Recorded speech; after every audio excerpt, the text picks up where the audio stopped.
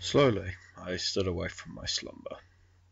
Yet, as I freed my retinas from the blackness beneath my eyelids, I was introduced to the second layer of the inky world around me. I darted up, sat at a perfect 90-degree angle for about what felt like hours. Then when I looked back at it must have only been minutes. It was only at this point that I realised I was sat with no blanket covering my half-naked body. The chill of the room caressed my skin before seeping into my mouth and nose and exploring my bones. And even though I'd grown used to the darkness, my eyes hadn't adjusted in the slightest. I couldn't even see myself. I fumbled around in this state of blindness and finally clasped my hands around what I was praying to be a lamp. I found a string and pulled it. The light came on for a moment and I felt relief. That was my first mistake.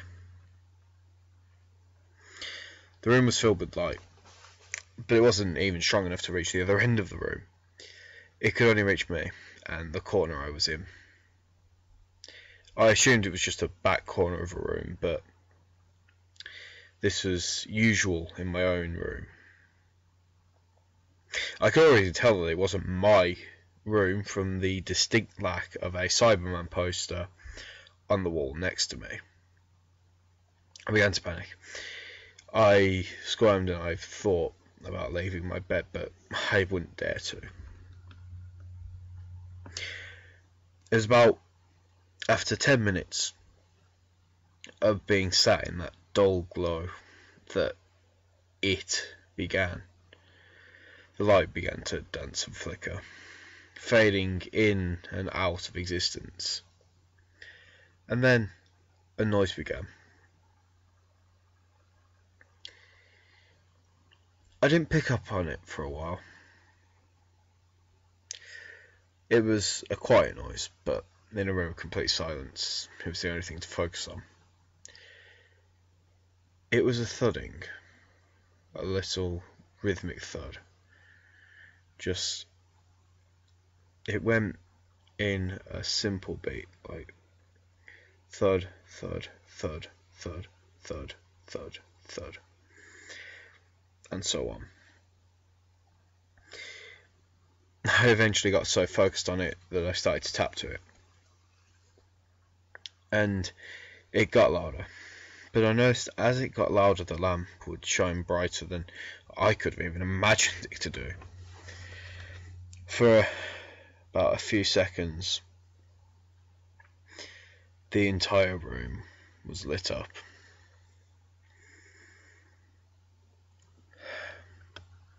And even though I was only able to see it for a few seconds, I can still imagine it to this day.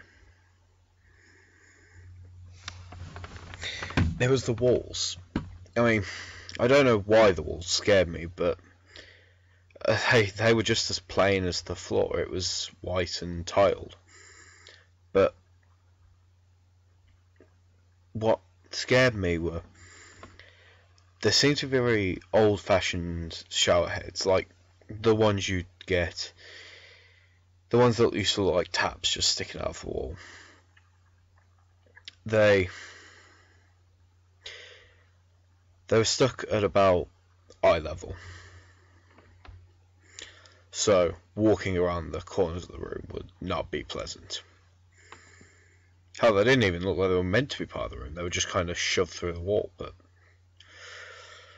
and they seemed to be red, or at least parts of them seemed to be red, and they weren't painted red. And I know, that's the big cliche about this sort of thing, but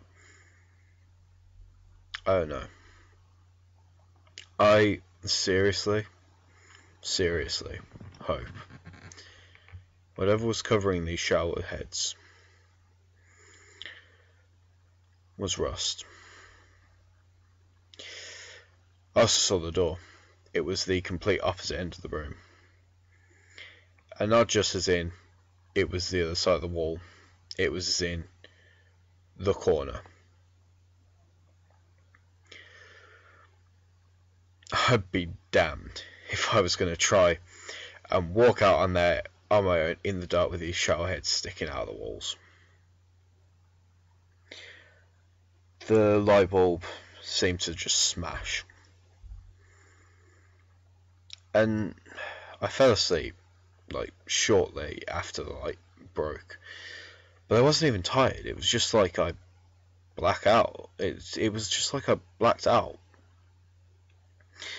Finally, I woke up to a light room, under my own blanket.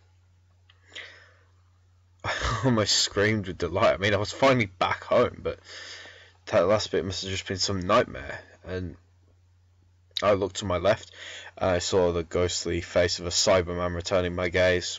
I almost had tears in my eyes. I was back home from the nightmare, but it felt so real, but I knew it wasn't. I jumped out of bed to go greet the world for another, more thankful morning.